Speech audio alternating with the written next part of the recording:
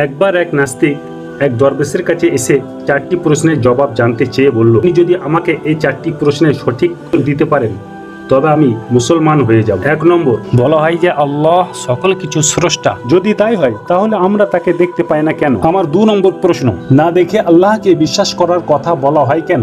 আমার 3 নম্বর প্রশ্ন, ইবলিস তথা জিন জাতি আগুনের তৈরি, সুতরাং ওরা জাহান্নামের আগুনে কিভাবে পুড়বে, অর্থাৎ আগুনকে আগুন দিয়ে কিভাবে পোড়ানো যাবে? আমার 4 নম্বর প্রশ্ন, বলা হয় যে আল্লাহর ইচ্ছা ছাড়া কিছুই হয় না, তাই যদি হয় তবে মানুষ তার কৃতকর্মের জন্য শাস্তি পাবে কেন? দরবেশ প্রশ্নগুলো শুনে নাস্তিক লোকটিকে কৃত্রিম ক্রোধ দেখিয়ে পাশে পড়ে থাকা একটি মাটির ঢেলা হাতে নিয়ে নাস্তিক লোকটিকে ছুঁড়ে মারলেন। এতে লোকটির মাথায় আঘাত লেগে ফেটে গেল। তারপরে দরবেশ বললেন, এ হচ্ছে তোমার 4টি প্রশ্নের জবাব। অতঃপর নাস্তিক লোকটি কাজীর দরবারে দরবেশের বিরুদ্ধে মামলা দায়ের করল। সম্পূর্ণ ভিডিও দেখতে নিচে লিংকে ক্লিক করুন। যেহেতু এটা শর্ট ভিডিও